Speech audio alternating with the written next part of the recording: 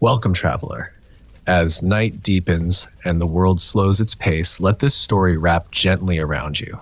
No need to think, just breathe, relax, and let go. Before you drift off, take a moment to like and subscribe. And if you'd like, leave a comment with the current time and where you're listening from. We'd love to know where in the world you are. Now, close your eyes. Let's begin. Tonight we begin with one of the most complex, disciplined, and majestic civilizations in world history, Imperial China. For over 2,000 years, it set standards in science, philosophy, warfare, art, and bureaucracy. But don't romanticize it too quickly, because as breathtaking as the Forbidden City might seem from afar, if you lived there, your life would have been anything but glamorous.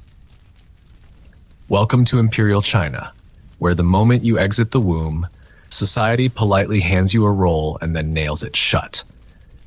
Think of the social system like a multi-tiered cake, except you're the stale bottom layer and the frosting never trickles down.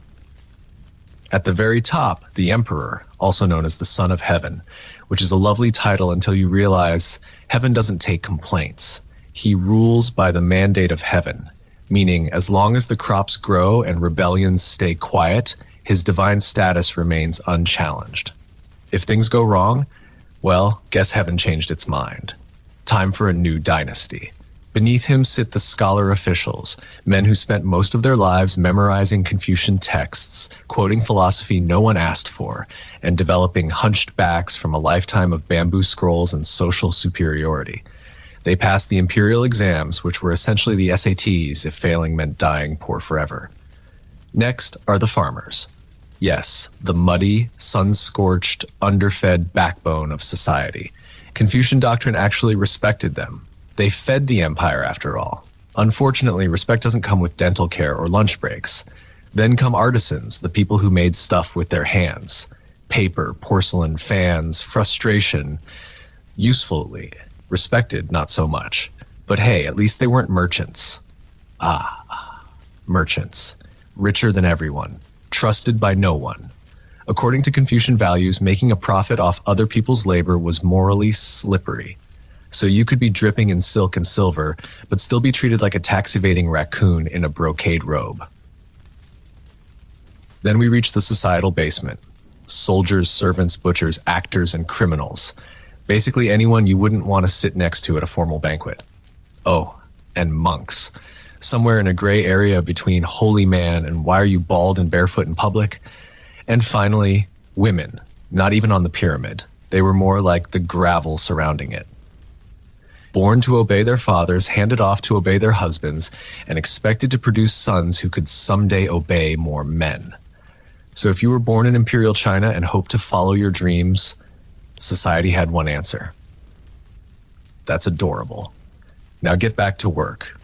Your day in Imperial China starts bright and early.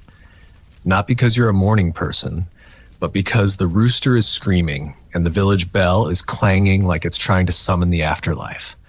You open your eyes, stretch your limbs, and then immediately remember you're not allowed to just exist. First, you bow not to some abstract deity or noble ideal, to your dad, then your mom, then your grandpa, possibly to your great aunt if she's still breathing. This is filial piety, and it's not just encouraged, it's mandatory. Forget to bow. That's not being rude. That's inviting cosmic shame onto 7 generations of your bloodline. And you don't just bow once. You bow in stages.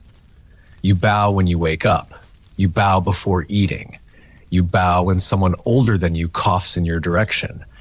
If you're not bowing at least 6 times before breakfast, are you even Chinese? Now say you accidentally speak out of turn during morning tea. Maybe you asked a question like, why do I have to wash uncle's feet? Well, congratulations. You've now committed unfilial conduct, which is one small notch above public arson in terms of social disgrace. Better start rehearsing your apology with 3 full kowtows and an optional forehead-to-floor touch. And yes, the furniture is judging you too. Most households didn't have chairs unless they were rich.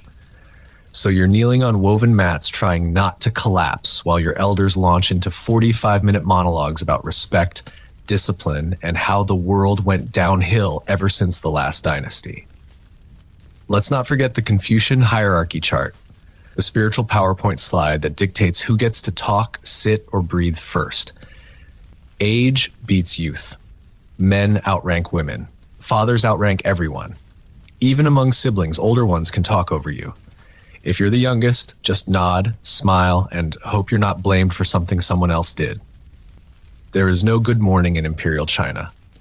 There is only a series of respectful rituals and a quiet prayer that today you won't accidentally offend someone and get disowned. You've bowed approximately 47 times before 7 a.m.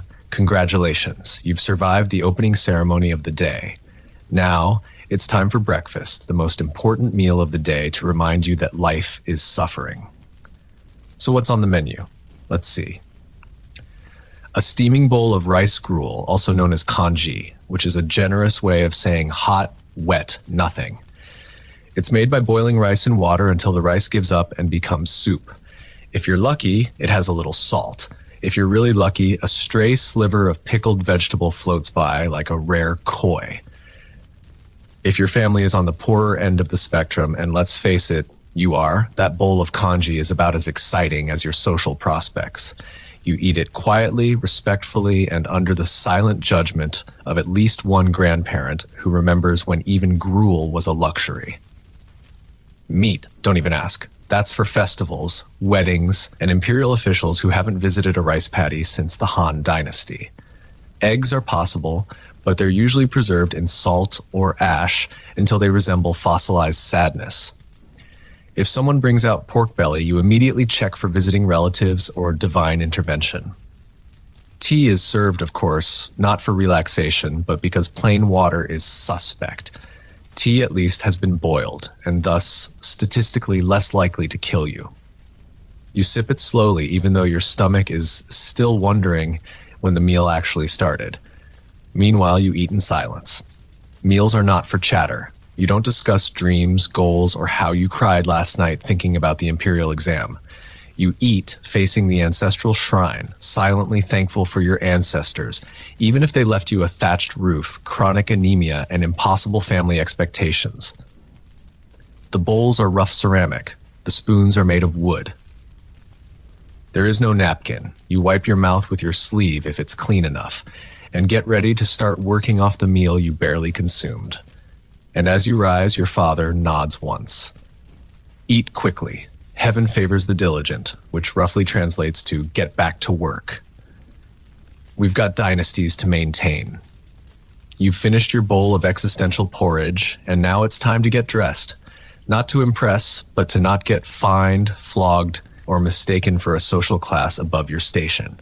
Because in Imperial China, what you wear isn't about self-expression. It's about survival. Let's start with fabric hierarchy. Are you a farmer? Hemp. Coarse, itchy, scratchy hemp. The medieval equivalent of wearing a potato sack dipped in disappointment. Are you a noble? Silk. Glorious shimmering silk that flows like poetry and whispers, tax the peasants more. And guess what? If you're caught wearing the wrong fabric, you're not just unfashionable. You're committing a crime. Clothing wasn't just a matter of comfort. It was law. The government had detailed regulations on sleeve width, hat shape, belt ornaments, and even color. Yellow, for instance, was reserved exclusively for the emperor. Wear yellow as a commoner, and you're not starting a fashion trend. You're starting your own execution. Let's talk footwear. Cloth shoes for peasants, embroidered silk slippers for the elite. Practicality, optional. Comfort, unlikely. You didn't dress for the weather. You dressed for the dynasty. And now the feet. Specifically foot binding, the aesthetic equivalent of turning your toes into a curled up secret. If you were a highborn girl, your feet were broken, folded under, and bound tightly from the age of 5. Why? Because tiny deformed feet called lotus feet were considered beautiful. A woman's worth was literally measured by how effectively she could hobble across a room without falling. It wasn't just painful, it was permanent. Foot binding crippled generations of women, turning walking into an act of art and agony. But don't worry, at least you got to wear embroidered shoes no one ever saw because walking far wasn't really an option anymore. Even men didn't escape wardrobe misery. Bureaucrats wore heavy layered robes year-round, even in summer, because status always outranked sweat. Some outfits even had winged hat flaps designed to keep officials from whispering to each other during court. So yes, Imperial Chinese fashion was elegant, symbolic, and deeply political.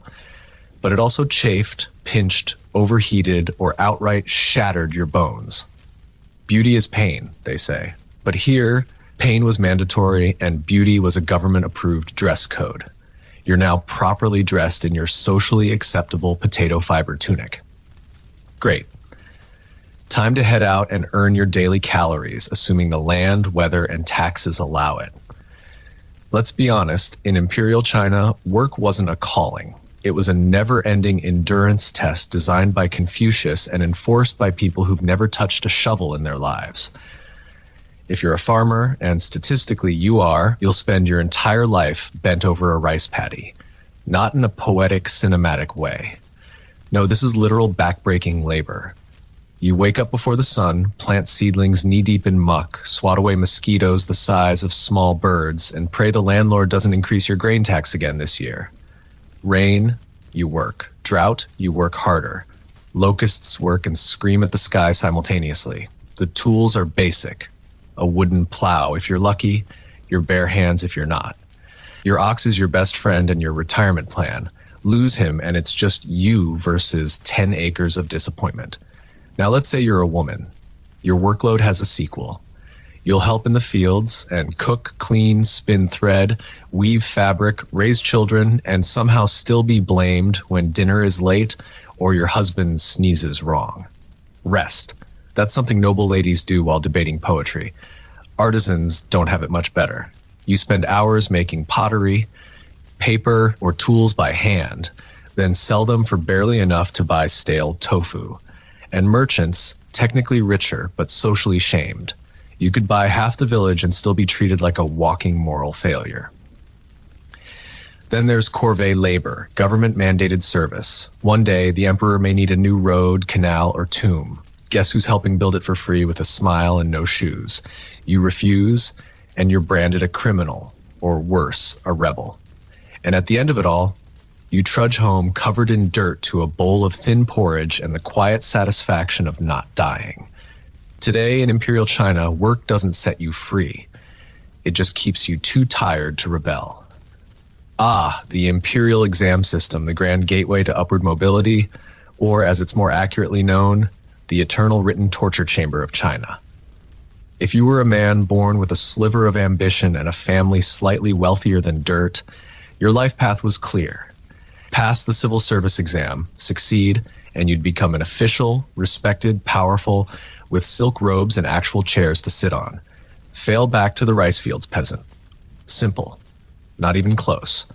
These exams were less multiple choice and more memorize the entire Confucian canon, word for word, and write poetic essays that would make a 1,000-year-old ghost weep. Imagine being judged not just on grammar and meaning, but on whether your handwriting flows like a morally upright river. One smudge, one character out of place, one metaphor too edgy, instant failure. Studying began in early childhood and didn't stop until your hairline did. Boys crammed inside freezing study huts or boiled themselves alive in summer, scribbling out essays until their fingers curled permanently into brush-holding claws. Tutors drilled doctrine into your skull like academic blacksmiths. Your social life gone. Your hobbies, Confucius. Your dreams, still Confucius. The top exam, the Jinshi, was held in the capital. You were locked in a cubicle the size of a coffin with nothing but paper, ink, and soul-crushing anxiety. You brought your own food, blanket, and chamber pot. Some examinees fainted, others went mad. A few died. Yes, literally died from the pressure, and they weren't even given partial credit. Even if you passed the first round, more exams awaited: district, provincial, national. Years could go by, decades. Some men tested into their 60s. One guy reportedly took the exam more than 40 times. That's not determination. That's trauma with a calligraphy pen. And if you failed, social shame. Your family, who sacrificed everything for your education, would be disappointed, and loudly so. Your neighbors would whisper. Your mother might cry. Your father might give you the look, you know the one, the why weren't you born smarter stare.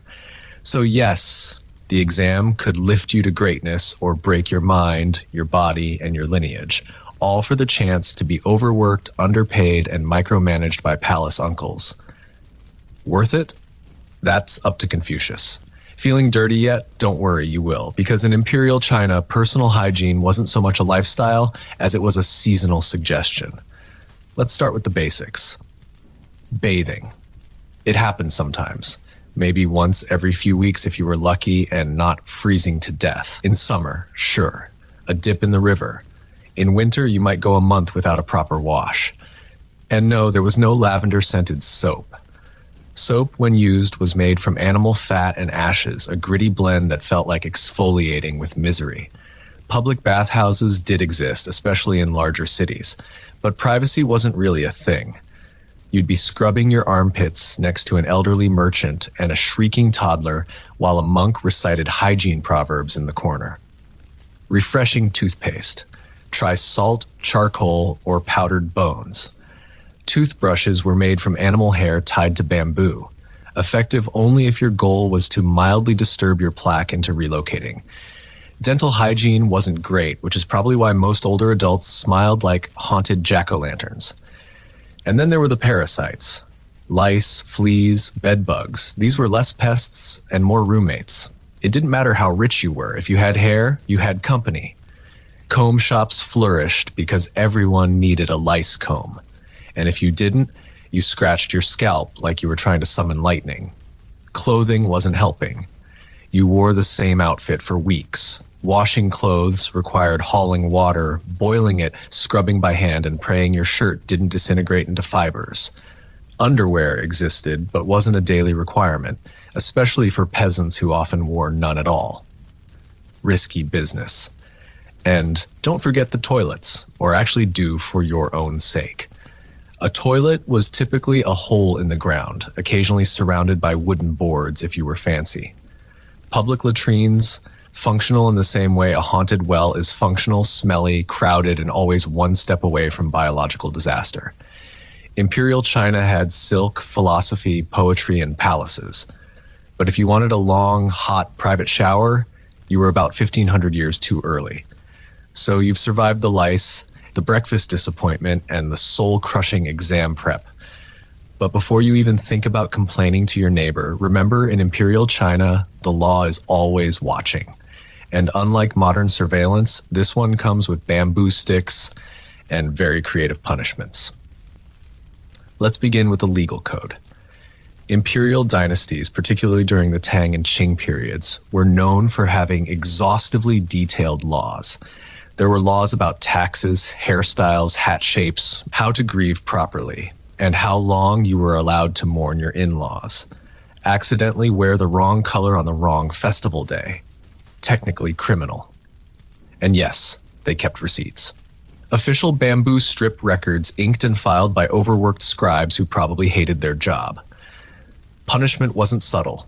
Forget modern courtrooms and community service. Imperial justice believed in education through suffering. For minor offenses, you might get flogged with a bamboo rod. Fun fact, the court even had different sizes of sticks depending on the crime. Light insult, small stick. Stole a chicken, bigger stick. Failed to bow deeply enough to a magistrate's horse. Surprise stick combo. For more serious crimes, things escalated quickly. You could be branded, tattooed on the face with your crime, sent into exile, or if you really upset someone important, executed in public slowly. Torture wasn't an exception. It was procedure. If you were accused of something, the court would often help encourage your confession with thumb screws, kneeling on spiked boards, or long hours in a stressed position while being shouted at by a man with a scroll and no sense of humor. And here's the best part. You didn't even have to be guilty, just suspicious, inconvenient, or politically unlucky. Even your family, could be held accountable. The law loved collective punishment. If your cousin said something seditious during a rice wine binge, you might wake up to find your house under investigation. Because guilt, apparently, was hereditary. The law was structured, it was advanced, it was terrifying. Justice in Imperial China was less about fairness and more about obedience. The message was clear: behave, respect the order, and whatever you do, don't make eye contact with the magistrate's concubine. Welcome to the imperial justice system's favorite hobby, torture. Not as a punishment, but as a handy pre-trial icebreaker. Let's say someone accuses you of stealing a chicken, disrespecting your father, or, heaven forbid, expressing a controversial opinion about the emperor's poetry. The magistrate doesn't start by asking for your side of the story. No. This is Imperial China. You start by getting tied to a bench while they bring out the confession toolkit. First up, the bamboo rod used for beating your back, buttocks, or thighs until you're sorry for crimes you may not even understand.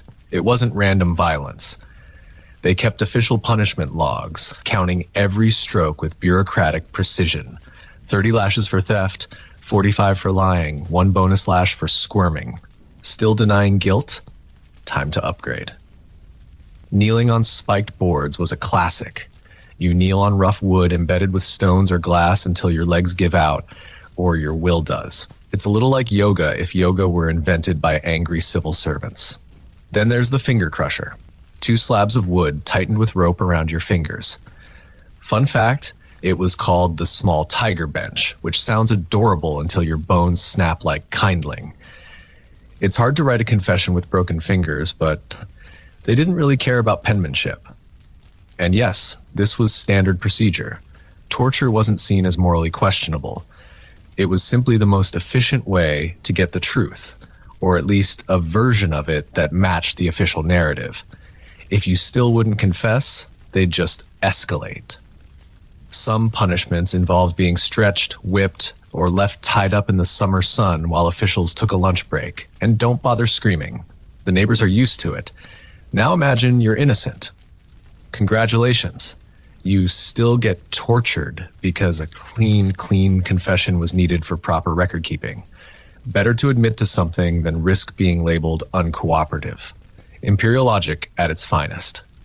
So next time you complain about modern bureaucracy, remember at least the DMV doesn't beat you with bamboo until you admit you might have parked improperly in 1372.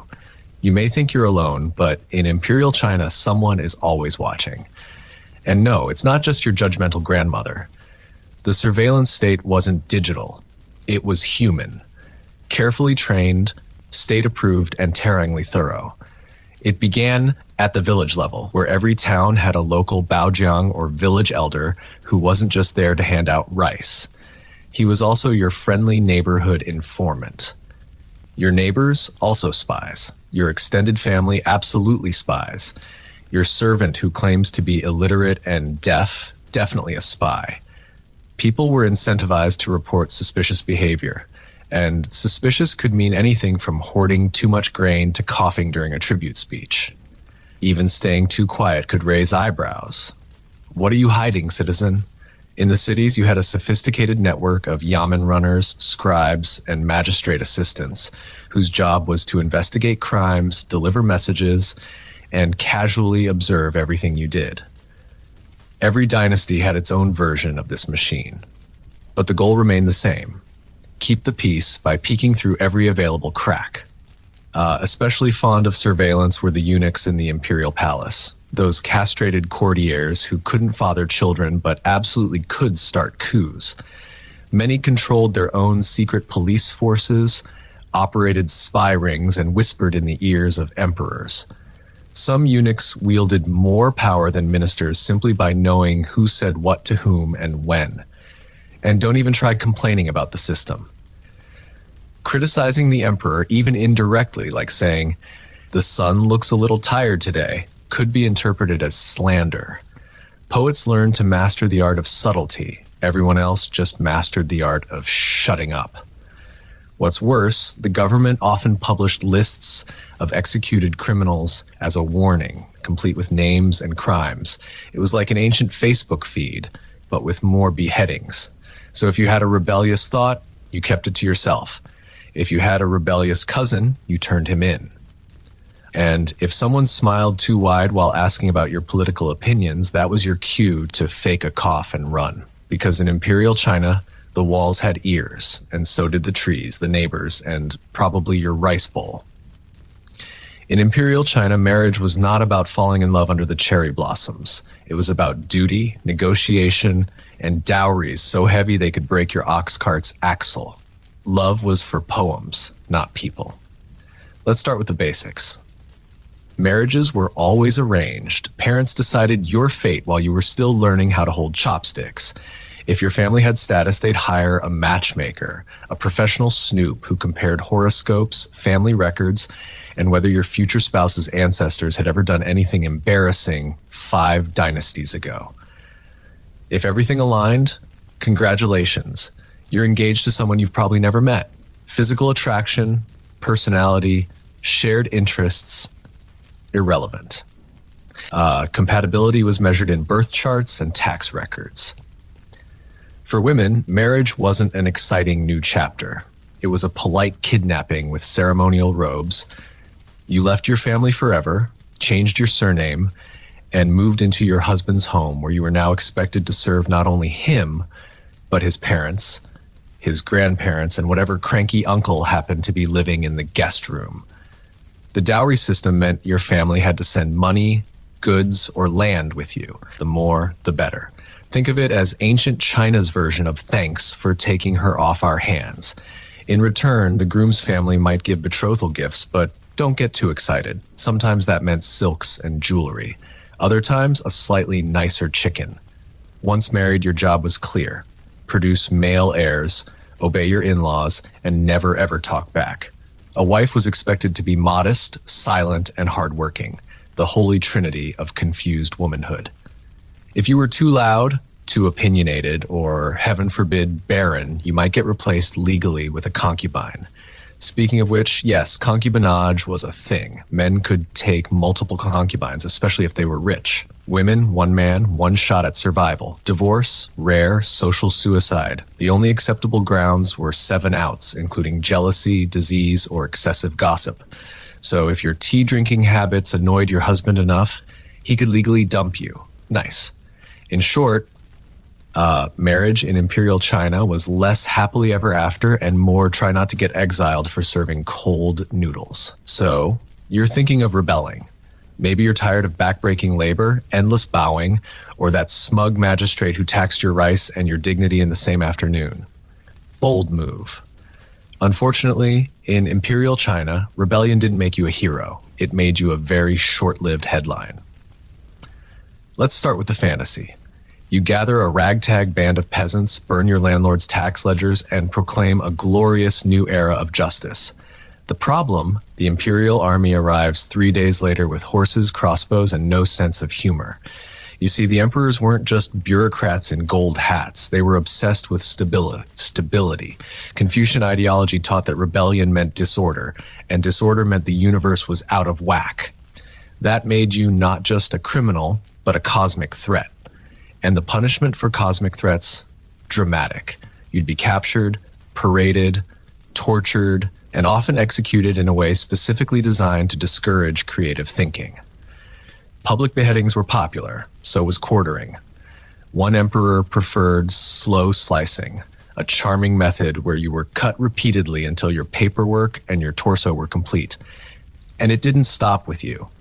The imperial government loved a good collective punishment. Your family, your neighbors, even that one guy who once lent you a hoe, they were all fair game. The logic was simple. If we erase your entire village, no one will rebel again. Effective. Terrifying. Still, rebellions did happen. From the Yellow Turban Rebellion to the White Lotus Uprising, desperate people occasionally rose up. And while some sparked chaos, most were brutally crushed. The survivors were either enslaved, silenced, or drafted into public works projects they wouldn't survive long enough to finish. Even talking about rebellion was dangerous. Writing a sassy poem that hinted at discontent, boom, arrested. Confess under bamboo interrogation. If you're lucky, you get exiled to the outer provinces to think about your actions somewhere cold, rocky, and strategically flea-bested. So yes, rebellion sounded romantic, the stuff of dramas and legends. But in reality, you were more likely to become a cautionary tale carved onto a public plaque. Want to change the system? Best to keep your head down, literally.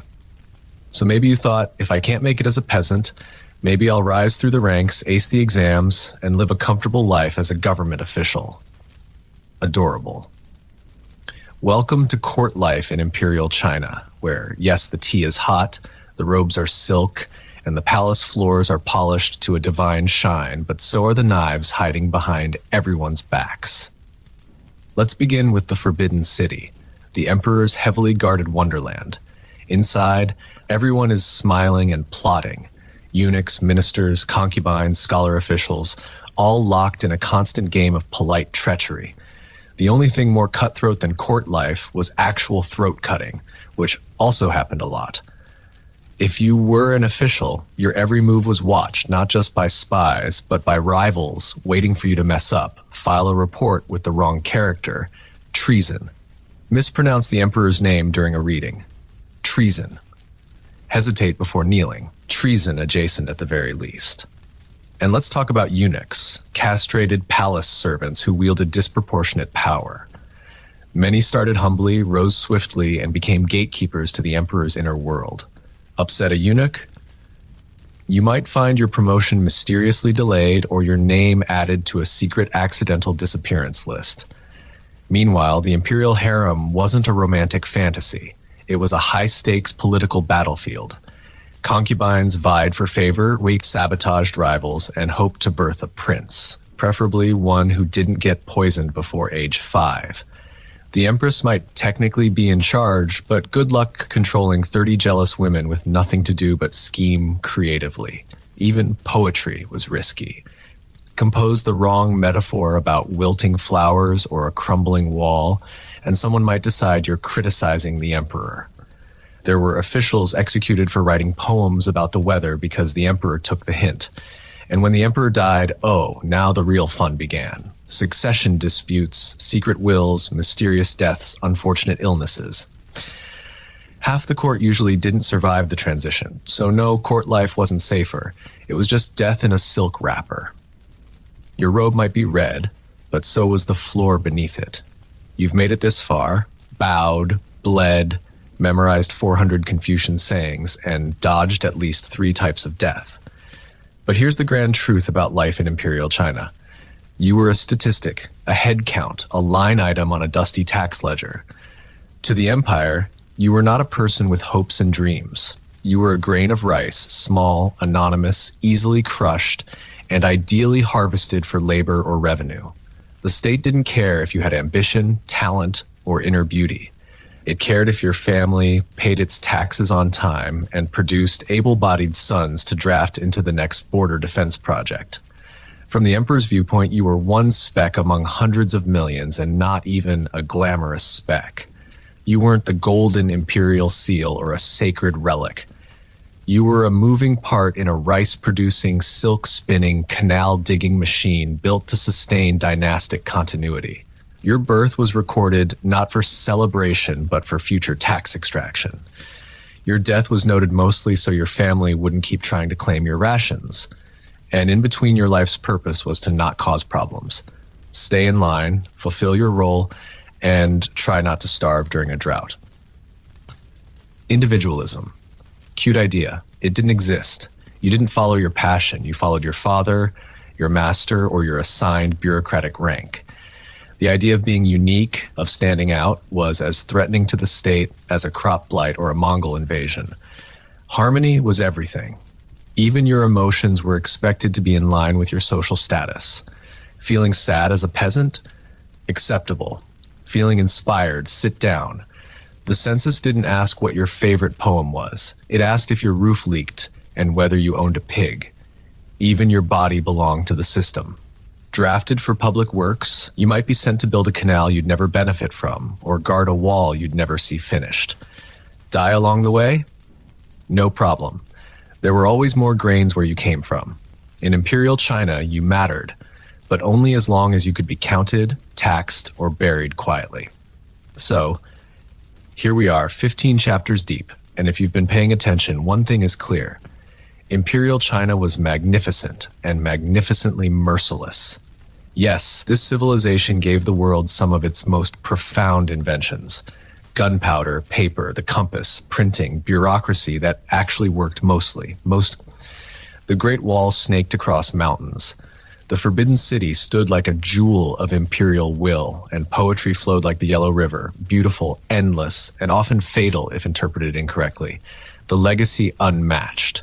The reality backbreaking, hierarchical, and constantly one bad rice harvest away from collapse. For every elegant brushstroke recorded in a scholar's diary, there were 10,000 peasants ankle-deep in mud, wondering whether this year's tax grain would leave anything left to eat.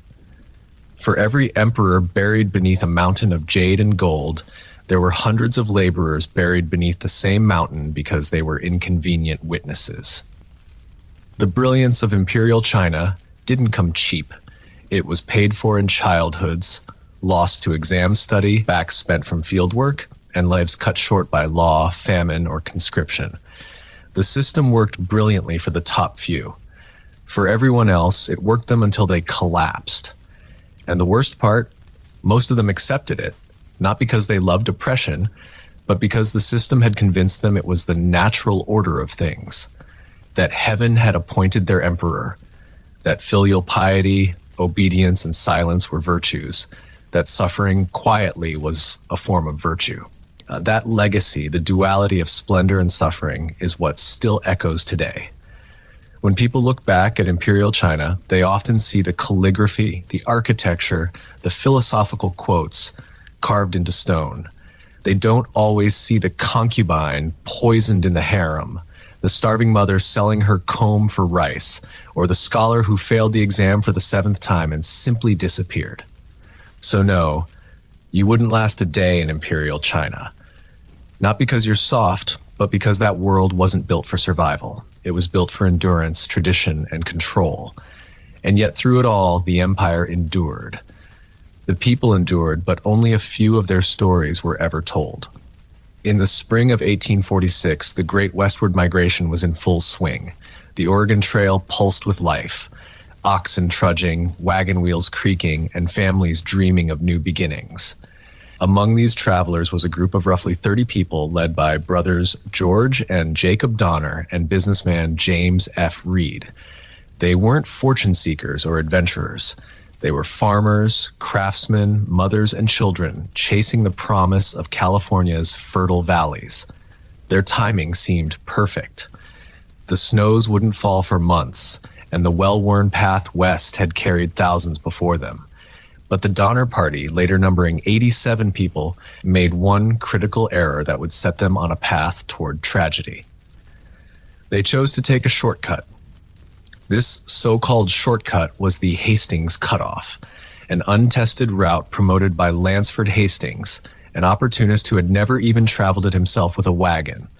It promised to shave weeks off the journey by cutting through Utah's Wasatch Mountains and the Great Salt Lake Desert. Hastings had sent guides ahead to leave letters encouraging immigrants to take his new route. The Donner Party, trusting those letters, left the traditional trail and followed his suggestion. At first, spirits remained high. The group included children, elderly parents, and entire families who sang hymns at night and held tight to hope. But trouble began quickly. The Wasatch Mountains were far more treacherous than Hastings claimed. The wagons had to be dismantled, hauled piece by piece, and reassembled. Progress slowed to a crawl. Tempers flared, supplies dwindled. Then came the desert. The Great Salt Lake Desert was a brutal, shimmering hell. Hastings had said it would take 2 days to cross. It took 5. Water barrels ran dry, animals collapsed, oxen went mad. Entire wagons were abandoned in the alkaline dust. They had already lost precious time, and winter was no longer far behind them. By the time they rejoined the main trail, they had lost weeks. Other wagon trains were already over the Sierra Nevada. The Donner Party, exhausted and behind schedule, pushed onward, unaware that the most harrowing part of their journey still lay ahead. The dream of California was still in their minds, but the mountains didn't care about dreams. And soon, neither would starvation. By late October 1846, the Donner Party finally reached the eastern base of the Sierra Nevada mountains. It was supposed to be the last great obstacle before descending into California's promised lands. But the mountains weren't just high, they were merciless, and winter was arriving early. The party was now fractured. Some families had forged ahead while others, including the Donners and the Reeds, lagged behind, slowed by broken wagons, injured oxen, and sheer exhaustion. Snow began to fall, light at first, then relentless. Within days, the passes became impossible. They were trapped. They camped at Truckee Lake, what's now called Donner Lake, and others stopped further back at Alder Creek. Makeshift cabins were built from pine logs and wagon parts. They slaughtered their remaining animals. Hides were turned into crude tents. The snow kept falling over 6 feet, then 10. The hunger came quickly. Rations were reduced. The livestock was gone. They boiled strips of rawhide and gnawed on leather belts. One child tried to eat a blanket. Another chewed on a piece of bark until their gums bled. Every morning brought another cold body. Death moved slowly, politely, then cruelly. Inside those cabins, there was no warmth, just smoke, hunger, and silence. Mothers tried to comfort starving children. Fathers stared out into the endless snow, calculating how far they might get on foot. Arguments broke out. Hope thinned like the mountain air. On November 12th, a blizzard sealed their fate. Snow piled up to the roofs. Trees snapped under the weight. Any thought of escape was buried under white silence. The pass was closed, and the dream of California was gone, replaced by a desperate, singular thought: survival. By mid-December, with no rescue in sight, 15 of the strongest members formed what would be called the Forlorn Hope Party. 10 men and 5 women strapped crude snowshoes to their feet and attempted to cross the mountains on foot, carrying meager rations and the unbearable burden of what might come next. Behind them, dozens remained at camp, starving, dying, and waiting in a frozen purgatory. And for the Forlorn Hope, the question wasn't if they would survive. It was who would die first and who would eat them. On December 16th, 1846, 15 desperate souls stepped into the snow and vanished into history. They were dubbed the Forlorn Hope, not by the newspapers, but by their fellow immigrants who watched them go, knowing full well what the word forlorn meant: lost, hopeless, doomed. Each member carried only what they could: scraps of dried oxhide, flint, a rifle, and shredded blankets. They built crude snowshoes, hoping to stay above the deep drifts, but it barely worked. The snow was powdery and endless. They slogged for miles each day, slowed by exhaustion and the icy grip of high-altitude wilderness. Within days, they were lost. The food ran out almost immediately. They had miscalculated the distance. A squirrel was caught, a pine cone boiled, and then a man collapsed. Franklin Graves, the oldest in the group, his daughters sobbed as he died in the snow. There was nothing they could do. And then, one by one, others began to fall. Antonio, the Mexican teamster. Patrick Dolan, raving and delirious. Lemuel Murphy, just 13. Death came not as a storm, but as a slow hush. It was silent, white, inescapable. Then came the moment the line crossed in desperation and cold logic. The survivors carved meat from their fallen companions. They wept, prayed, vomited, and ate again. It wasn't savagery. It was calculus. Starve or live. Sarah Graves, just 19, later recalled the first taste. She never spoke of it again. William Foster, gone and silent, kept his thoughts to himself. Marianne Graves held her sister's hand and whispered that it didn't matter what they had to do so long as they got home. By the time they stumbled out of the mountains weeks later, only 7 had survived. 5 women and 2 men. Their eyes were sunken, their cheeks frostbitten, their mouths silent. But they brought something far more powerful than supplies or maps. They brought news. There were dozens still alive, trapped at Donner Lake, starving, freezing, waiting, and they needed help now. California, which had largely ignored the Donner mess, suddenly woke up. The horror was too great, the shame too large. Rescue parties were organized, but by the time they arrived, the snow had grown even deeper, and in the cabins by the lake, what they would find was beyond imagining. The first rescue party arrived at Donner Lake in February 1847, 2 months after the Forlorn Hope emerged from the mountains. What they found wasn't a camp. It was a graveyard. Cabins were half buried in snow, doors frozen shut. Inside, people sat motionless, too weak to stand, their eyes glazed over from starvation. Children lay beside their dead parents. Frozen bodies were stacked like firewood, and the smell, thick, sickly, unforgettable, spoke of what had happened when the meat ran out. Some tried to speak, others simply stared. Of the 87 who had started the journey, nearly half were dead, and those still breathing were barely human anymore. Gaunt skeletal figures wrapped in filthy hides, whispering prayers to an indifferent sky. The rescuers had brought supplies, flour, dried meat, blankets, but not enough to save everyone. There was no way to carry dozens through snowdrifts taller than wagons. They had to make impossible decisions. Children were chosen first, the smallest, the lightest, those with the greatest chance of surviving the trek back down the mountains. Parents stayed behind, watching silently as strangers carried away their children, unsure if they'd ever see them again. Over the next 2 months, 3 more rescue missions followed. Each had to battle whiteouts, avalanches, and terrain that had swallowed the Donner Party whole. With every return trip, the rescuers brought fewer supplies and found fewer survivors and darker stories. The truth began to leak out, not just of starvation, but of cannibalism. Of how, in the worst nights, when all was lost, some survivors had fed on the dead, some even whispered that others had killed to feed. The names were kept quiet, the rumors louder than the facts. Some were judged, others pied. Most were simply too traumatized to speak. James Reed, who had been banished early in the journey for killing a man in self-defense, returned as a rescuer.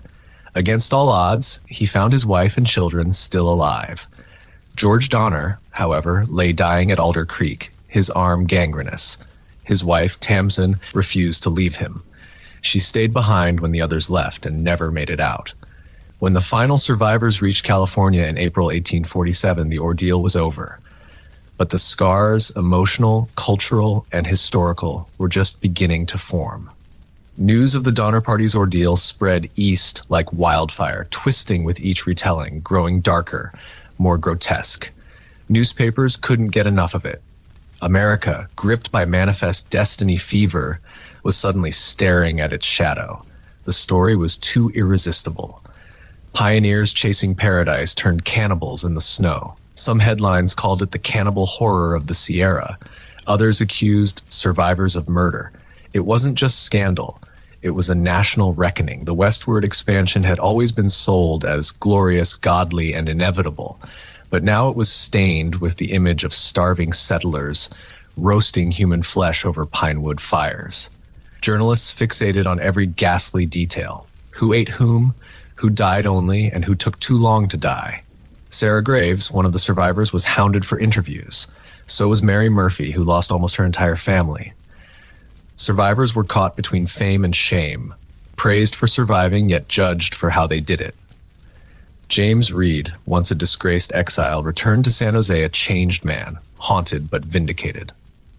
His leadership during the rescue missions earned him public sympathy, and he spent much of his later life trying to protect the reputations of the survivors, but even he couldn't silence the whispers. Tamsin Donner became a tragic symbol, a devoted wife who stayed behind with her dying husband, refusing rescue more than once. When she finally tried to leave with a group of men, she never made it.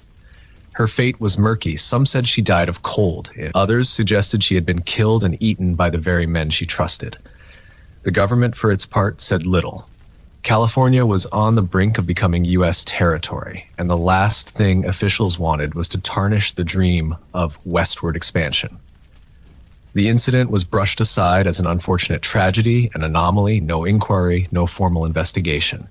And yet, in every parlor and saloon, people talked about the Donners. The name itself became a cautionary tale. Children were warned, don't take shortcuts, don't stray from the trail, or you might end up like them. But beneath the horror, something more complex lingered. Questions about survival, morality, and just how thin the veneer of civilization really is when the snow won't stop falling. For those who lived through the Sierra Nightmare, the journey didn't end when the snow melted. Survival came at a price. Etched into bone and memory, the survivors emerged from the mountains, but they never truly left them behind. Many were children. They returned to civilization as walking ghosts, quiet, underfed, wide-eyed. Some, like Virginia Reed, just 13 at the time, would go on to live long lives. She eventually married, had children, and even published letters recounting her ordeal. But beneath her composed surface lay trauma that pulsed like an old wound. Others fared worse. Mary Murphy, after losing her entire family, married young and died within a few years. Louis Kesselberg, a German immigrant who had been among the last rescued, was branded forever by rumors that he had not only consumed the dead, but murdered them to do so.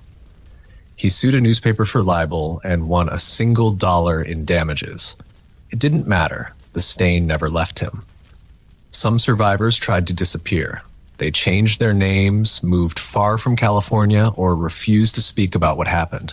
Others couldn't stop talking, haunted not just by what they'd done, but by what they'd seen others do. It wasn't just the cannibalism. It was the slow unraveling of humanity. Watching friends wither into skeletons, hearing the silent weeping of mothers who could no longer feed their children, choosing who to save when rescue came because there was never room for all. Communities, too, reacted differently. Some treated the survivors with pity and respect, acknowledging their suffering as heroic endurance. Others whispered and gossiped, eager to distance themselves from what had become a living nightmare etched into the American frontier myth. James Reed, to his credit, rebuilt his reputation. He served in the Mexican-American War, prospered in San Jose, and lived to an old age. But even he admitted in letters that the images of the dead, the sounds of the camp, stayed with him, always.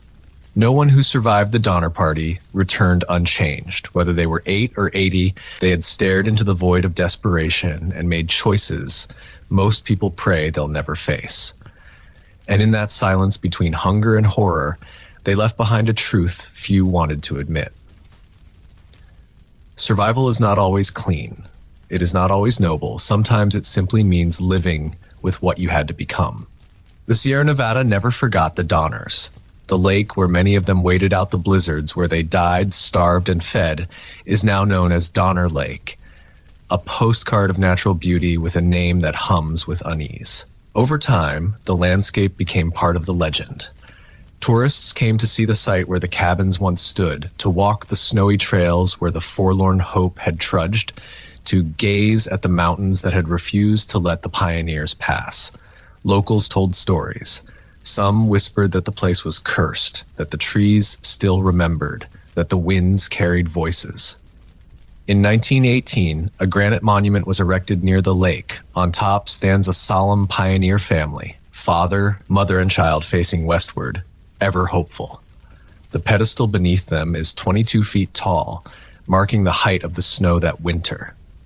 It's a monument to endurance, to tragedy, to the thin line between civilization and survival. But even in stone, the story remains uneasy. The monument says nothing of cannibalism, nothing of the quiet desperation, the betrayals, or the dead who were consumed to keep others alive. It's a sanitized memory, one designed for public comfort, not historical truth. Every year, school children visit the site. They hear the basic version. Pioneers, trapped, survived, maybe a mention of starvation, rarely the rest. It's easier to honor grit than to stare into the face of what survival cost. Still, the mountains remember. The paths they took are still there, buried under ski resorts and hiking trails. The spot where Tams and Donna stayed behind with her dying husband. Now a picnic area, the frozen cabin, where children wept in silence, replaced by interpretive plaques. And yet the air feels heavy, as if the ground still holds the memory of boots crunching over snow, of mothers rocking dead infants, of strangers sharing meat with trembling hands and averted eyes. Nature doesn't care. It offers no apologies. But the story persists, not just because it's horrifying, but because it's human. The Donner Party wasn't just about failure or cannibalism. It was about how far people will go to protect their families, to cling to hope, to choose life, even in its most terrible form.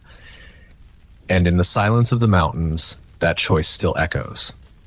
In the decades that followed, the story of the Donner Party evolved, warped by memory, distorted by gossip, and reshaped by the needs of a nation addicted to drama. The facts were gruesome enough, but that didn't stop storytellers from making them worse, or in some cases, more heroic. Some survivors were romanticized, cast as tragic pioneers who had faced hell and returned with scars. Others, like Louis Kesselberg, became villains in the public imagination.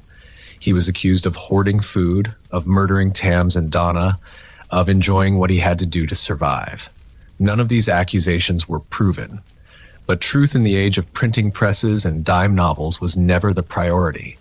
The public loved extremes. They didn't want nuance. They wanted either martyrs or monsters.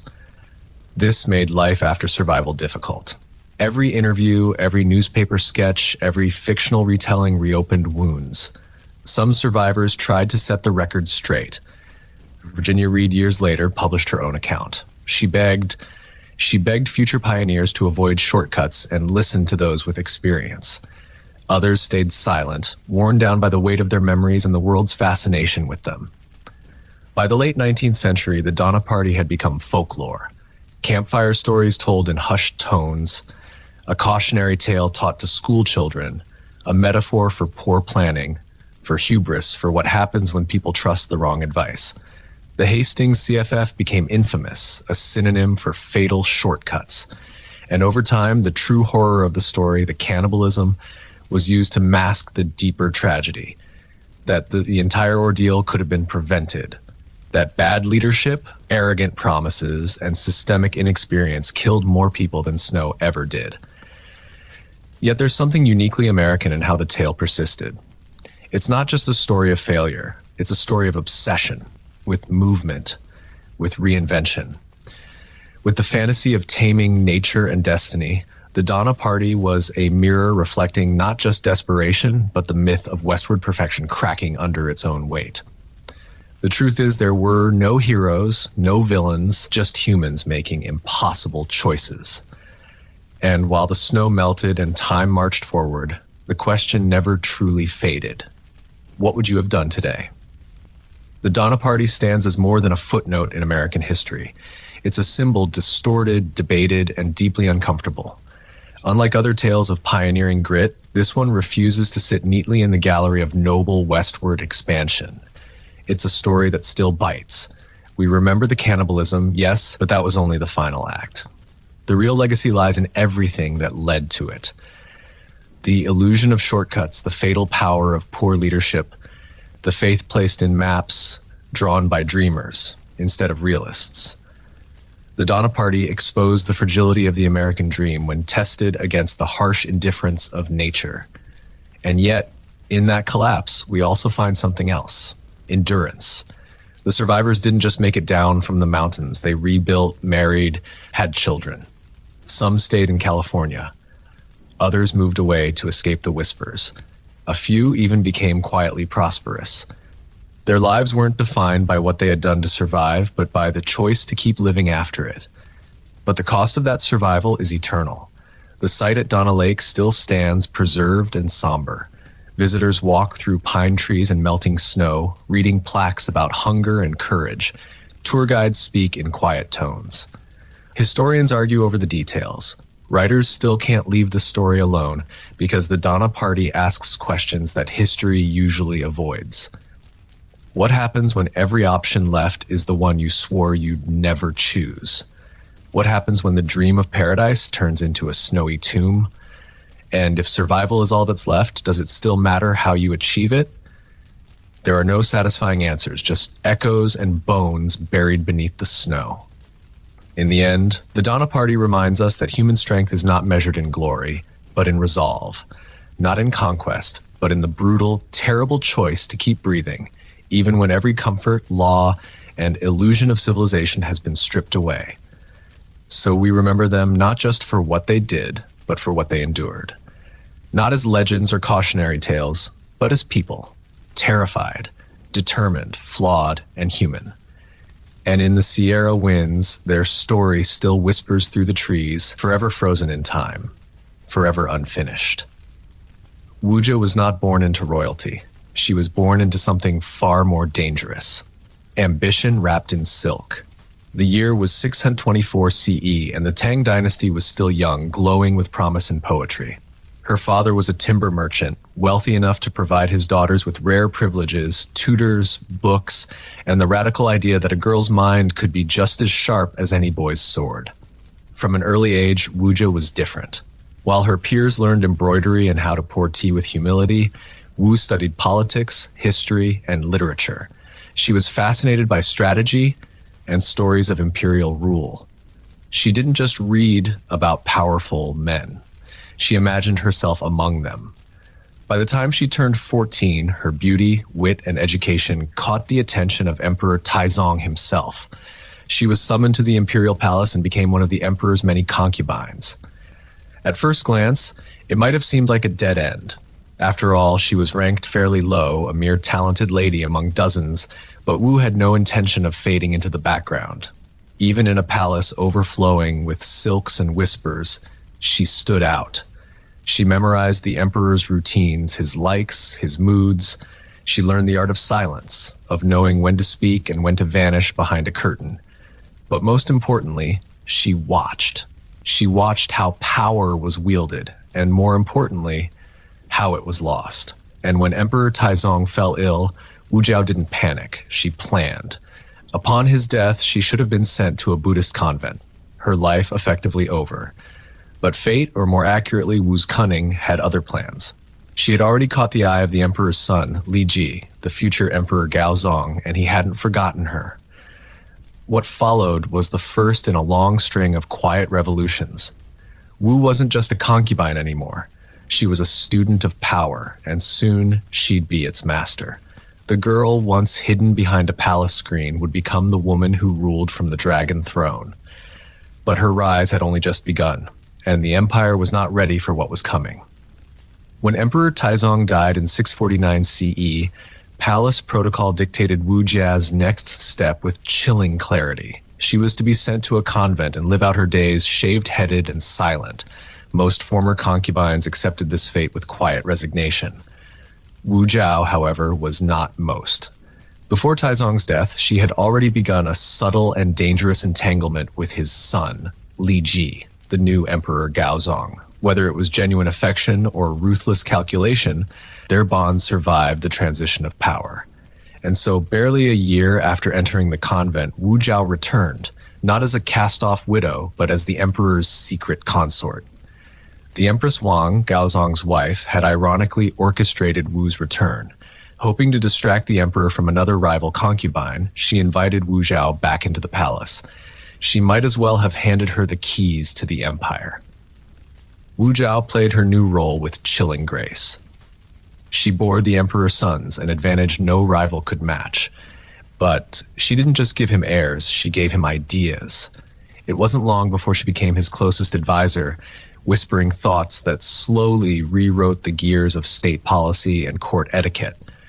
Some said the emperor was in love, others whispered he was bewitched. Either way, she was now indispensable. Then came the blood. The rivalry with Empress Wang and another favored concubine, Consort Xiao, escalated into quiet war. In 654 CE, tragedy struck or was orchestrated. Wu Jiao's infant daughter died under suspicious circumstances. She accused Empress Wang of murder. What followed was swift and brutal. Wang and Xiao were deposed, imprisoned, and eventually mutilated. Empress Wang's limbs hacked off and her tongue removed. Her final cries, it was said, were like those of a pig being slaughtered. Wu Jiao was now empress officially. This wasn't a rise. It was a coup disguised as destiny.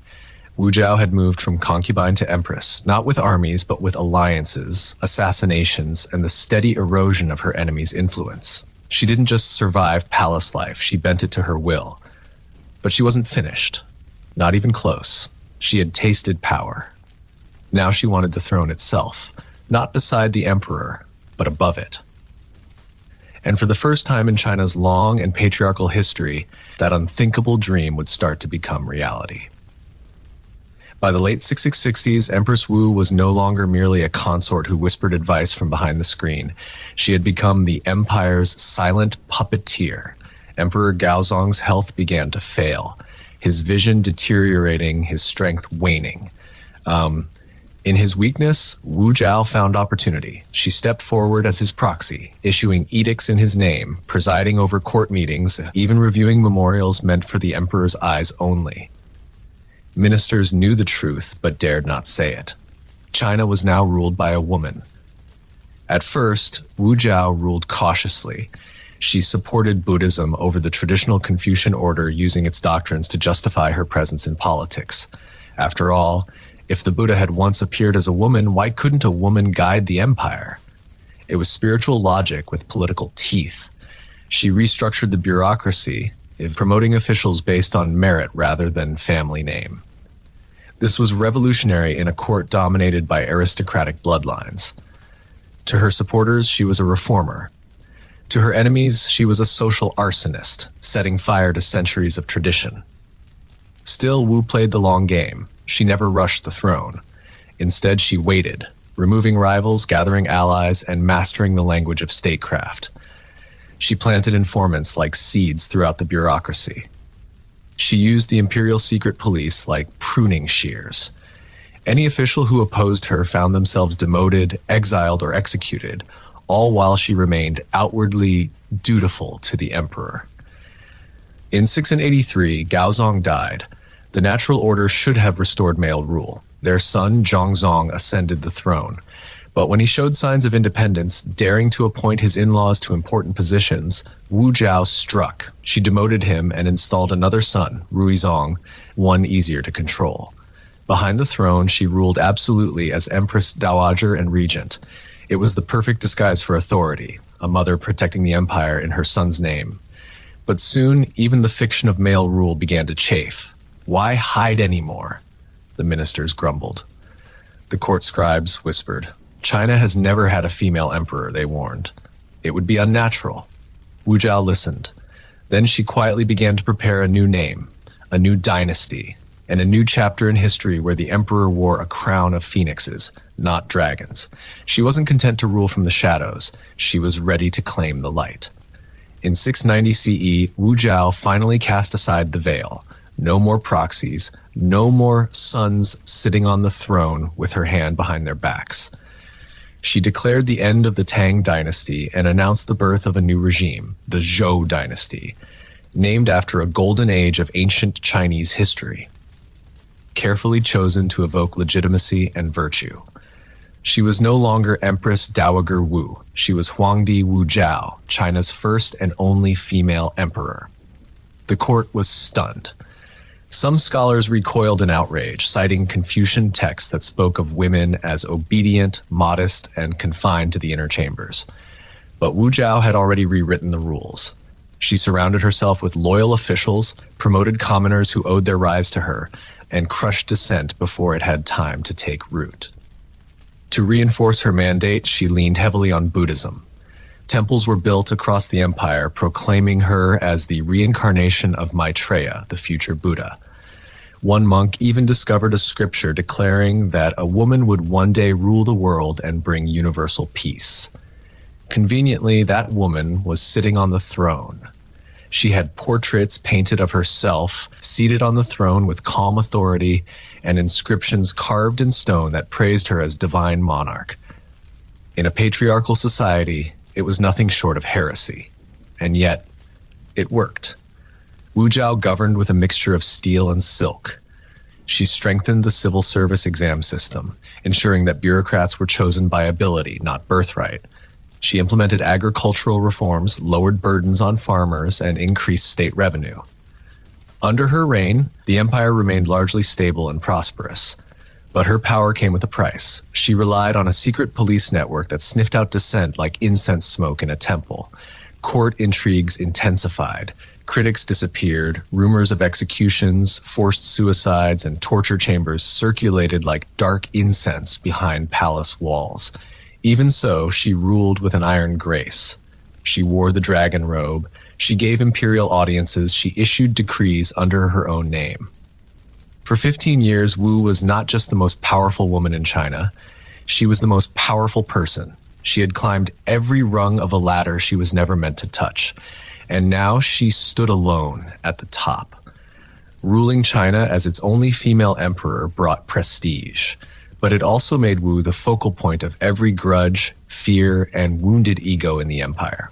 She had rewritten tradition, defied Confucian order, and outmaneuvered generations of noblemen. And that meant one thing. Everyone in silk was watching her and waiting. The court seethed with quiet rebellion among ministers who bowed by day, conspired by candlelight at night. Even among her own children, there was no safety. The sons she had once used as pawns began to resent her absolute control. They wanted power, but Wu had taught them too well how dangerous ambition could be. She trusted none of them to survive. Wu Jiao didn't just govern. She played a relentless game of psychological chess. Suspected conspirators were removed under vague charges. Trials were swift, confessions often forced, and executions public. Her enemies painted her as bloodthirsty. But in truth, she was surgical. This wasn't madness. It was method. She created new ranks within the bureaucracy, titles that seemed grand but carried little power. It was her way of rewarding loyalty without handing over real control. She also elevated the status of women at court, placing female relatives and trusted concubines into positions that would have been unthinkable a generation before. Yet as the years wore on, her reliance on a few key figures began to cast shadows on her legacy. Two favorites in particular, the Zhang brothers, rose from court entertainers to political insiders. Handsome, charming, and decades younger, they quickly earned favor, and with it influence. To her critics, this was scandalous. The emperor, once known for her piercing intellect and ruthless command, was now seen as a lonely woman clinging to youth through the company of fawning courtiers. Whispers of corruption and decadence began to spread. But those whispers couldn't erase her accomplishments. Under her rule, literacy expanded, civil service exams were reformed, and state infrastructure improved. She hadn't just ruled, she had governed effectively. Still, her health began to decline. Her grip on power, though still firm, was weakening. And behind her, vultures circled, eager for a return to normal, to a throne once again ruled by a man. Wu Jiao knew the end was approaching. The only question now was, would it come by illness or a betrayal? By the early 700s, Wu Jiao was in her 70s, an advanced age for anyone, let alone an emperor. Her body grew frail, her strength waned, and yet her mind remained sharp, ever alert to the shifting winds of court politics.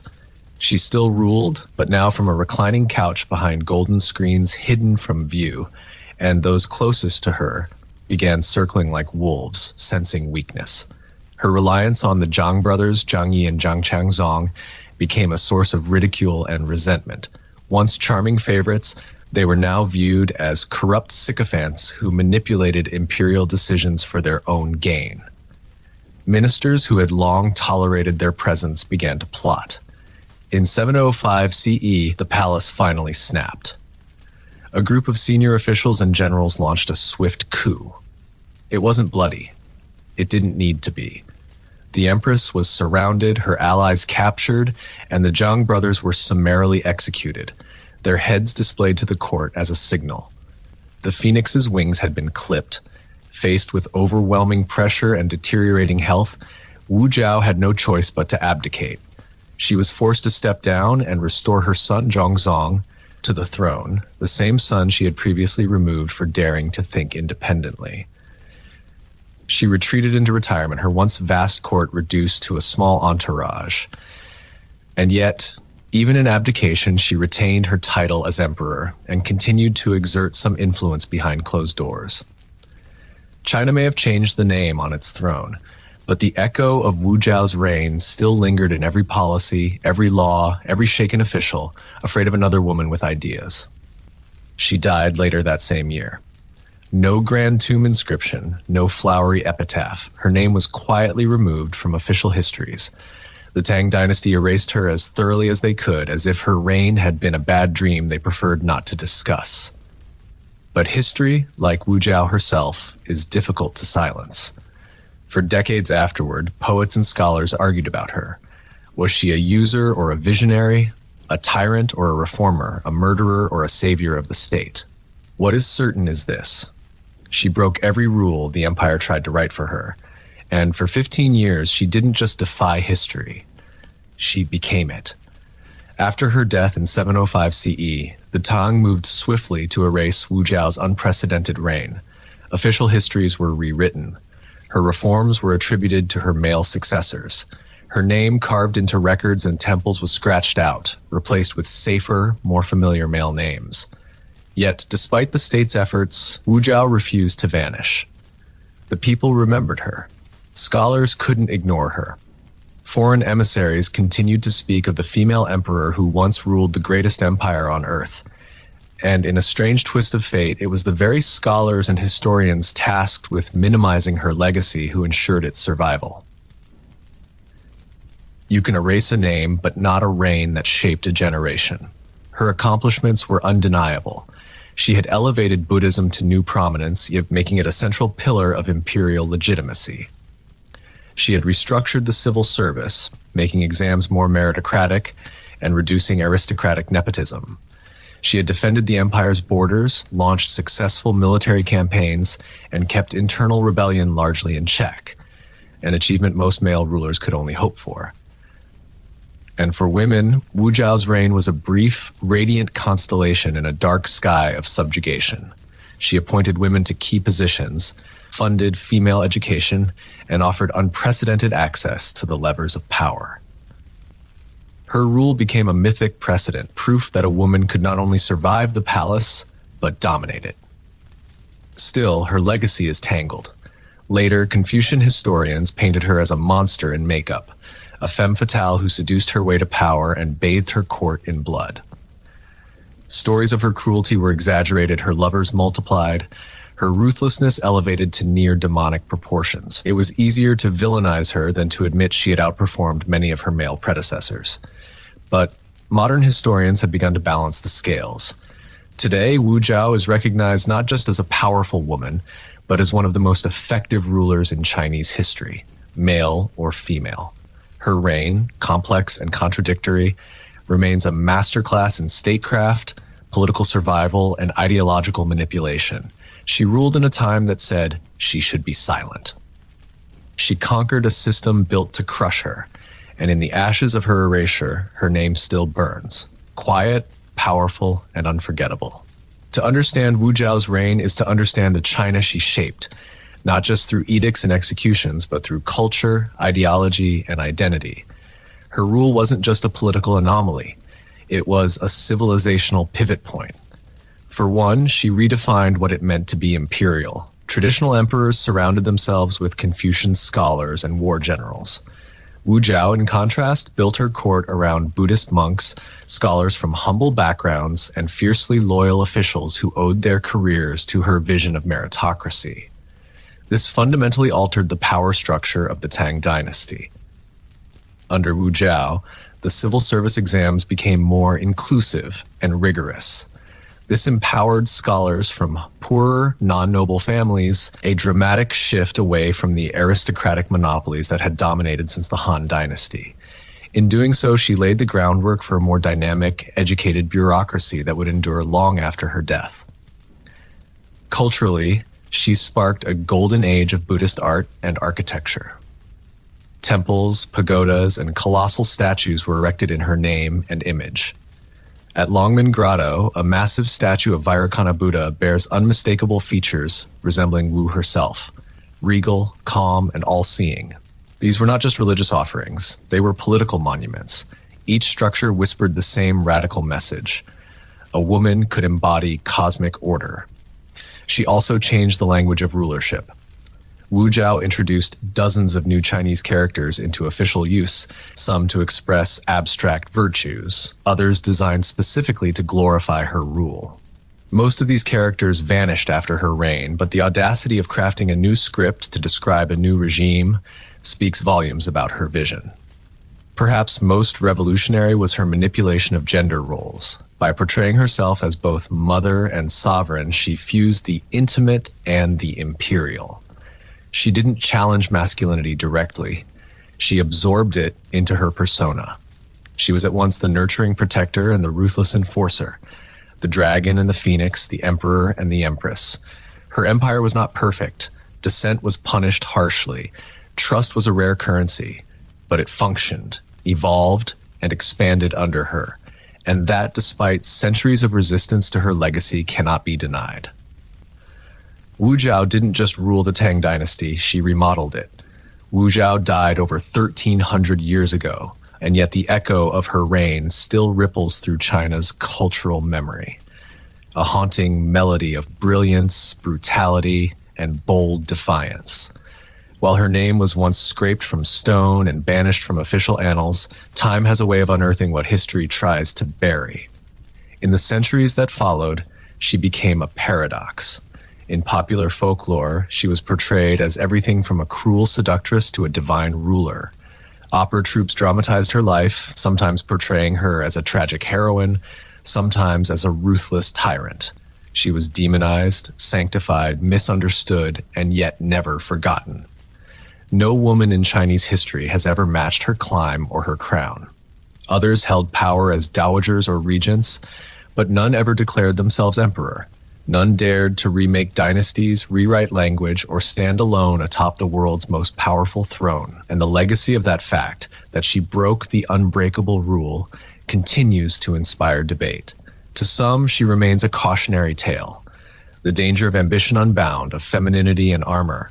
But to others, especially modern historians, feminists, and political thinkers, she is something else entirely. A symbol of resilience, a case study in raw political genius, a monument to the cost and consequence of leading when you were never meant to. Even today, Wu Zhao is more than a historical figure. She's a mirror. In her rise, you see the gears of systemic injustice turning, and in her reign, the moment they were jammed. She didn't just defy expectations, she obliterated them. And yet she also paid the price of greatness. Her legacy remains clouded by moral ambiguity. She used fear as much as fairness. Her enemies died not just in disgrace, but sometimes without trial, their voices lost to history. Her compassion was selective, her justice strategic. She was not a saint, but she was never trying to be. Wu Zhao ruled not to be liked, but to survive. And in surviving, she made history. And so she remains. The woman emperor who rose from the shadows of concubinage, who walked into a world that said no and answered with a throne. In a land of dragons, she crowned herself the phoenix, and in that flame, she burned her name into eternity. In the ancient world, a road wasn't just a convenience. It was a declaration of power. The moment a ruler ordered a road to be carved through forest, desert, or mountain, it wasn't about ease of travel. It was about control. Roads were empire in motion. Unlike rivers or oceans, which nature dictated, roads were human impositions. They cut through geography, tethered distant outposts to capitals, and reminded everyone from merchant to rebel that civilization had reach. A good road meant troops could move fast, taxes could be collected efficiently, and goods from the frontier could be brought to the heart of the empire. The earliest known roads go back to Mesopotamia around 4000 BCE. These weren't paved highways, but compacted dirt paths used for carts and trade caravans. Even then, societies realized something crucial. When people move, ideas, goods, and influence move with them, and whoever builds the path controls the flow. In ancient Persia, the royal road stretched over 1,000 miles from Sardis to Susa.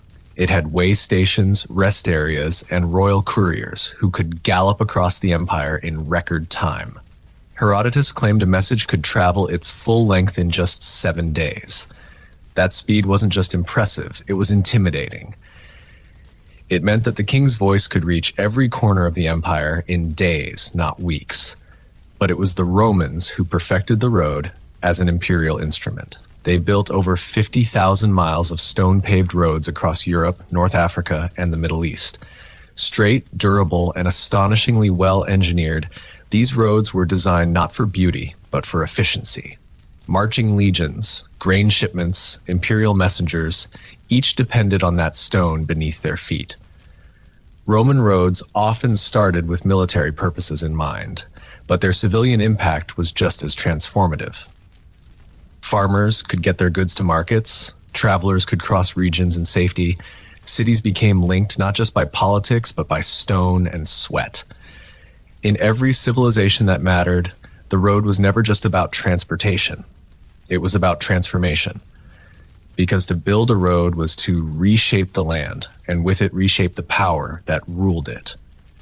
If the ancient world had an engineering superpower, it was Rome. And their greatest tool wasn't just the aqueduct or the arch, it was the road.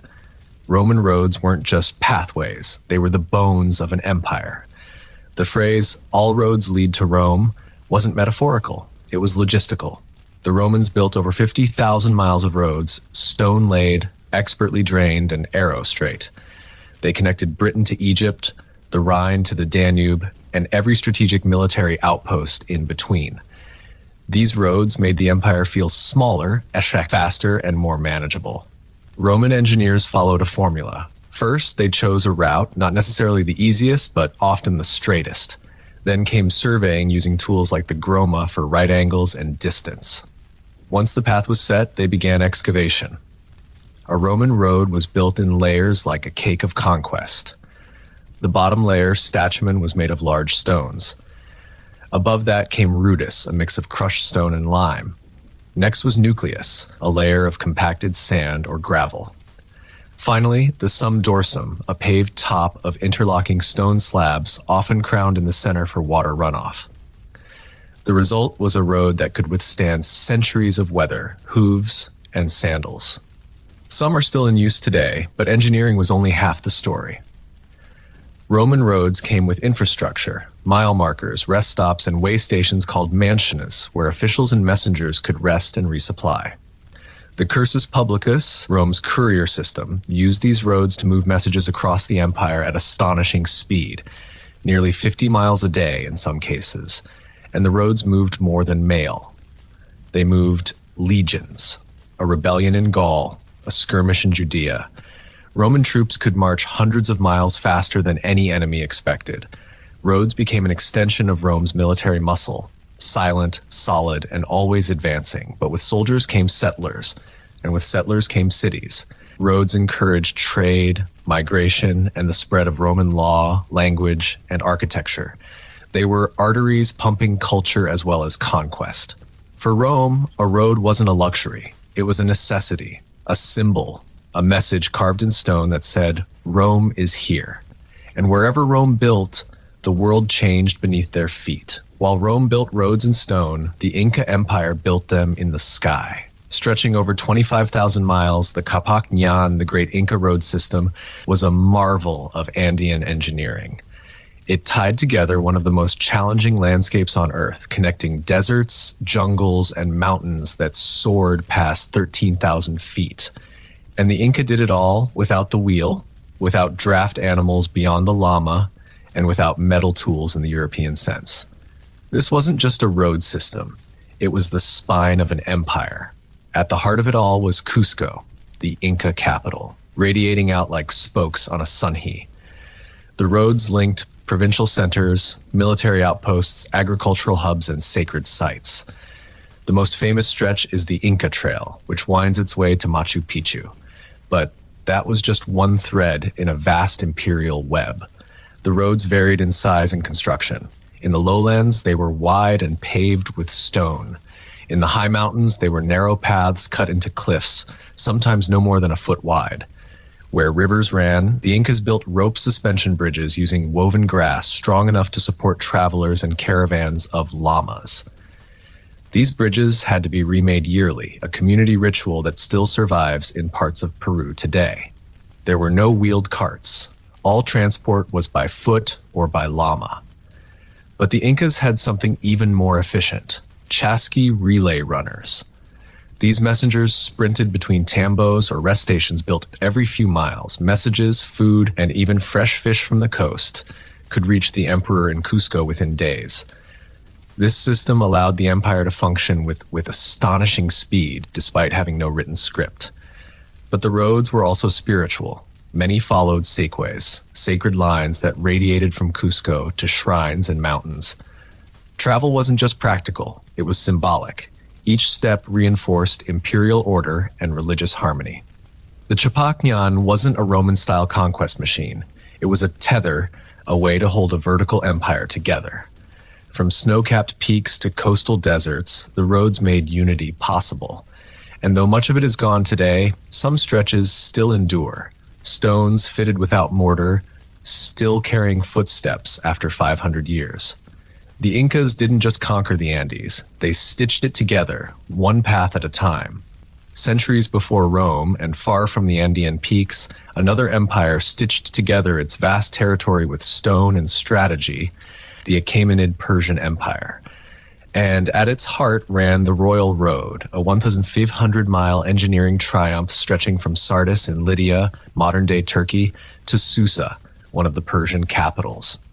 Commissioned by Darius the Great in the 5th century BCE, the Royal Road wasn't just a way to move goods, it was a political artery, a demonstration of imperial sophistication, and one of the earliest true long-distance highways in recorded history.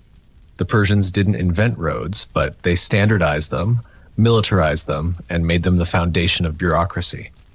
Their engineers scouted routes that balanced terrain with directness, avoiding swamps and scaling mountains when necessary.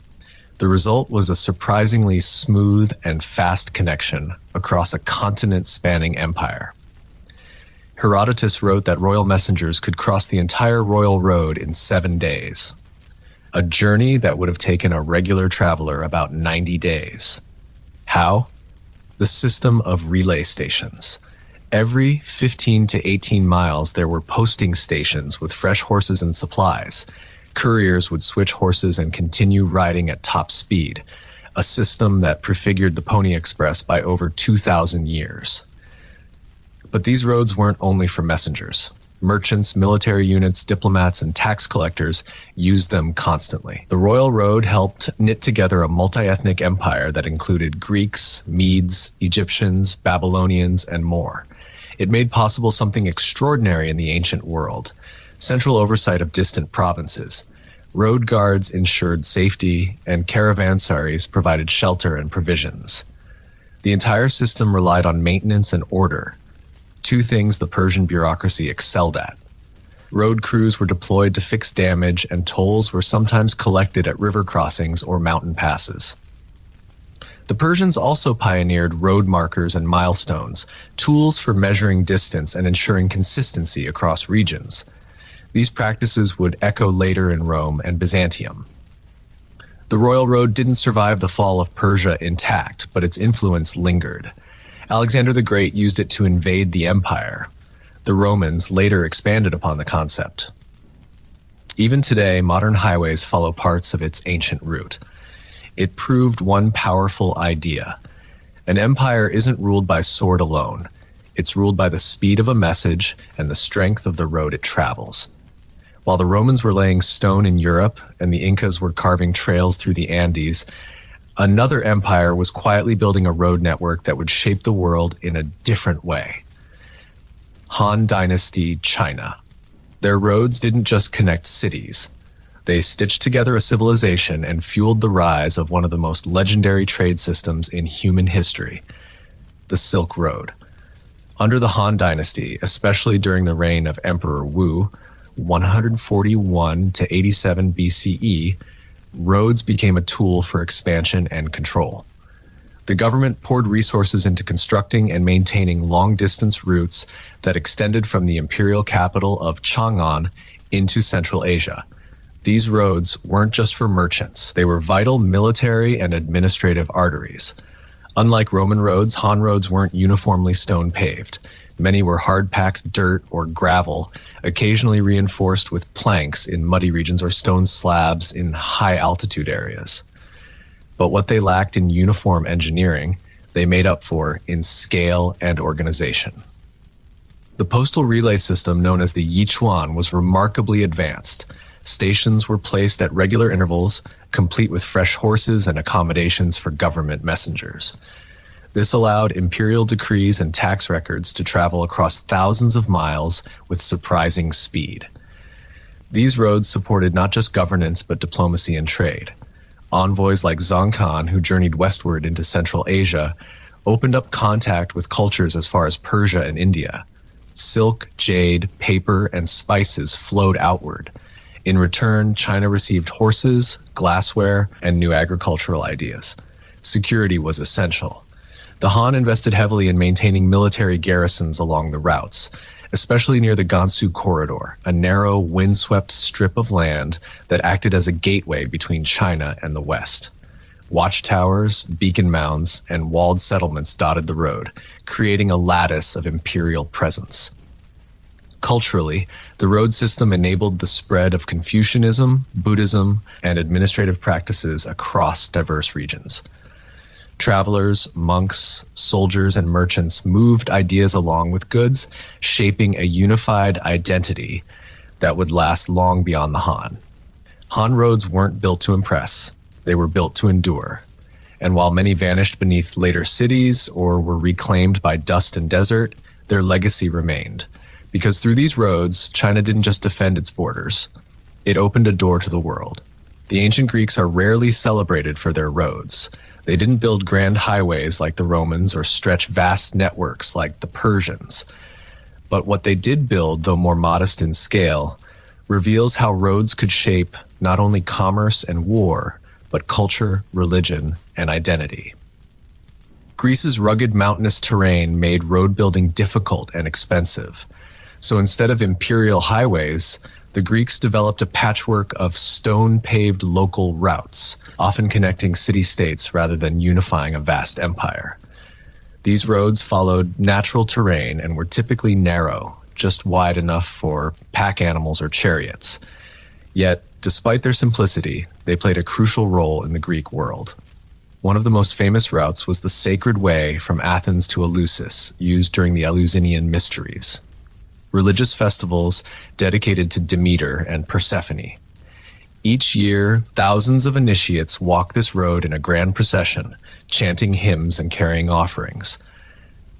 For them, the road was not just a path. It was a rite of passage, a journey from the world of the living into mystery and transformation. Another iconic route was the Pan-Hellenic road leading to Delphi, the home of the Oracle of Apollo. Pilgrims, kings, and philosophers alike took this winding road through mountains and valleys to consult the oracle. Along the way were treasuries, shrines, and inscribed stones forming a spiritual journey as much as a physical one. But Greek roads weren't only sacred. They were used by soldiers, philosophers, and traders. Think of Xenophon's Anabasis, describing the long retreat of Greek mercenaries through Persia, a brutal road-bound odyssey. Or imagine Socrates, who often walked from the agora to the academy or the lyceum to teach under the open sky, his feet tracing worn paths of dialogue and debate. What set Greek roads apart wasn't their engineering, it was their integration into daily life. They weren't built by emperors to display dominance. They emerged organically, shaped by marketplaces, sanctuaries, and social rituals. And through them, ideas traveled just as fast as soldiers or carts.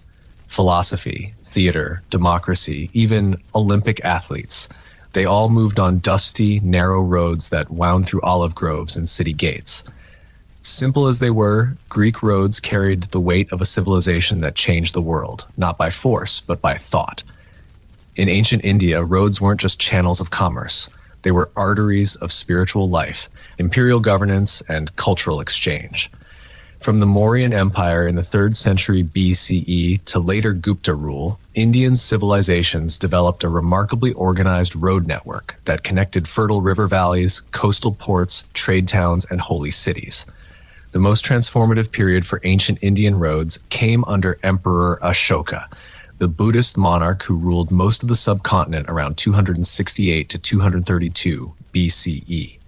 After renouncing violence following the bloody King Kalinga War, Ashoka turned to public welfare and roads became a central feature of that transformation.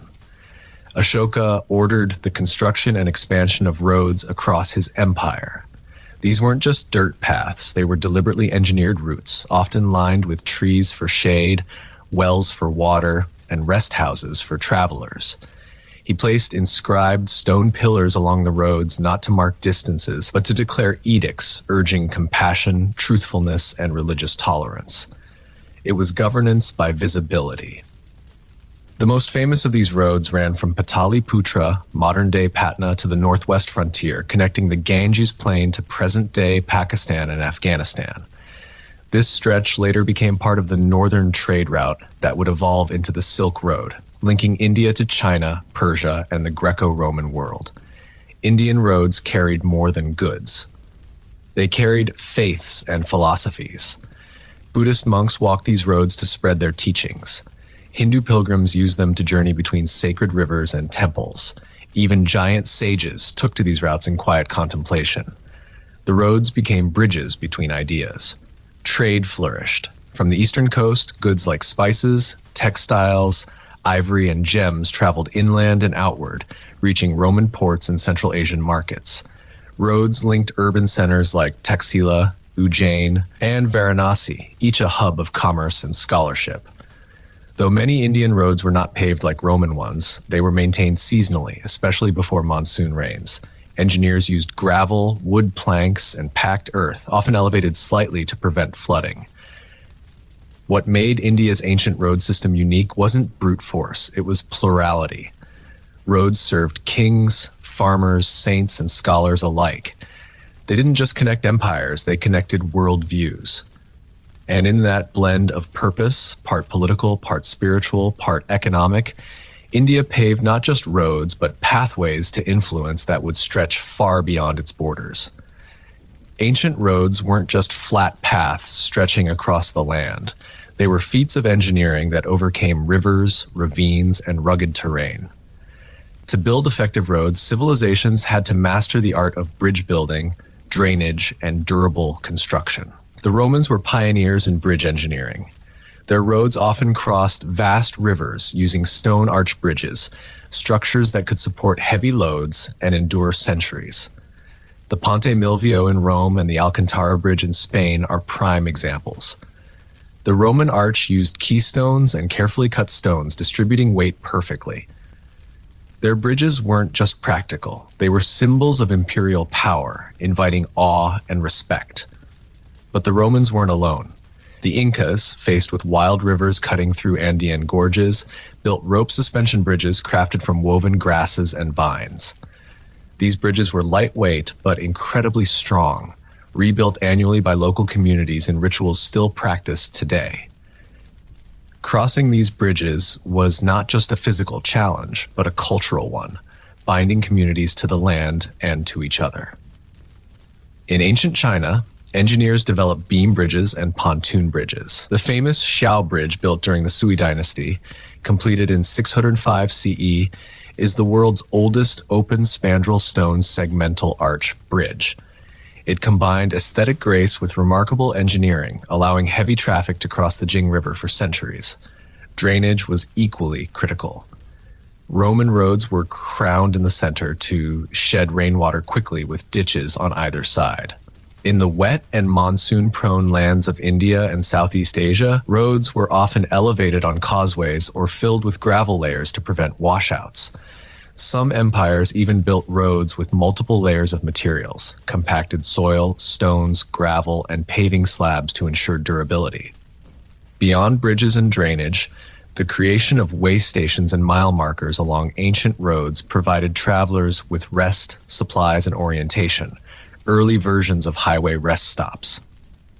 These engineering achievements didn't just facilitate movement, they shaped economies, warfare, and culture. A bridge could mean the difference between an army crossing into enemy lands or being stopped cold. A well-maintained road could mean the survival of a city through trade and communication.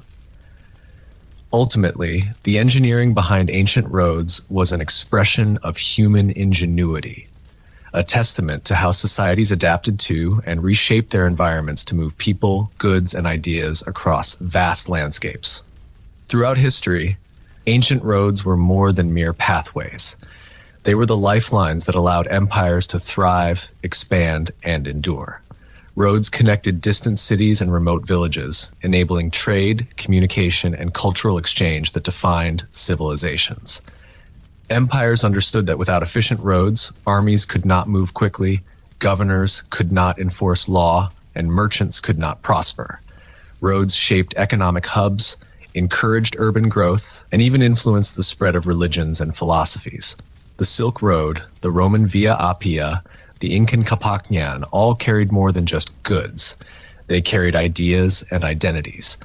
The maintenance of these roads required vast bureaucracies and dedicated labor forces, reflecting the organizational prowess of empires like Rome, Persia, China, and the Incas. Roads became a measure of an empire's reach and stability. When roads were kept in good repair, empires flourished. When neglected, regions drifted into isolation, rebellion, or decline. But roads also symbolize human ambition, the desire to connect, control, and communicate across vast spaces. They show how early engineers and leaders understood geography not just as a barrier, but as a canvas to reshape. Today, many ancient roads lie beneath modern highways, while others remain as archaeological treasures.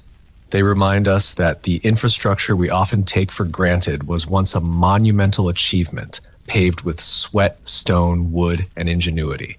The legacy of ancient roads is alive in every journey we take, every letter sent, and every trade route that links our globalized world.